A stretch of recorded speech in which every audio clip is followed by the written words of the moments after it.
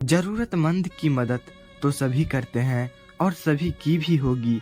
किसी जरूरतमंद की मदद करना अच्छी बात है, लेकिन इस कहानी में जिस तरीके से मदद की है वो तरीका बहुत ही अच्छा है और दिल को छू लिया है। ये कौन सा तरीका है, ये जानने के लिए आपको पढ़नी होगी ये कहानी।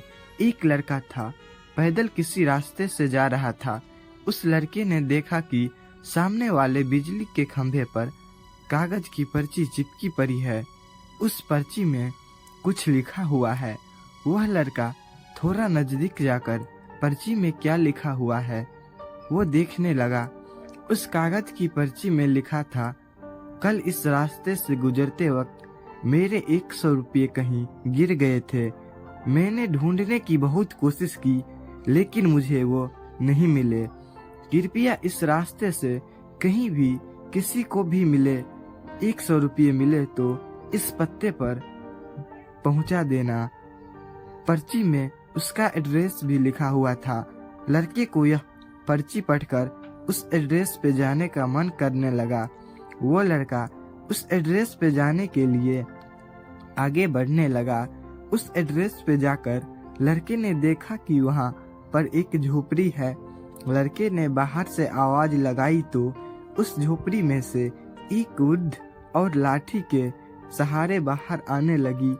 लड़के को पता चल गया कि वृद्ध और सिर्फ अकेले ही इस झोपड़ी में रहती है। वो लड़के ने उस वृद्ध औरत से कहा कि माँ जी, आपके 100 रुपये गिर गए थे, वो मुझे मिले हैं, ये रहे आपके 100 रुपये। उस लड़के की बात सुनकर वो वृद्ध औरत रोने लगती है और कहती है कि बेटा, अब तक करीब 15 से 20 लोग मुझे 100 रुपये देकर जा चुके हैं।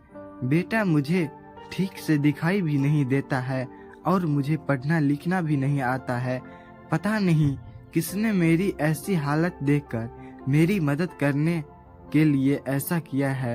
लड़के ने 100 रुपये रखने के लिए कहा, पर वो वृद्ध औरत नहीं मानी। लड़के के बहुत आग्रह करने के बाद आखिर में वो वृद्ध औरत मान जाती है, लेकिन वो उसके लड़के से कहती है कि तुम जाते वक्त वो पर्ची वहां से फाड़ कर फेंक देना। मुझे पता नहीं कि किसने मेरे पे तरस खाकर ऐसा किया है। लड़के ने कहा, माँ जी, आप इस बात की फिक्र मत करना, मैं वो पर्ची फाड़ दूंगा। अब वो लड़का उस वृद्ध औरत के घर से निकल जाता है।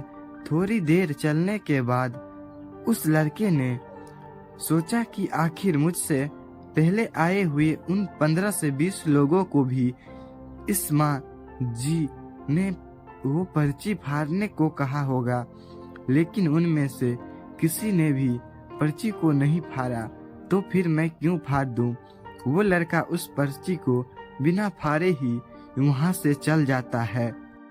और लड़के ने मन में उस व्यक्ति के लिए बहुत ही आदर और सम्मान था जिसने ये तरीका ढूंढा था और इस जरूरतमंद वृद्ध और की मदद की थी।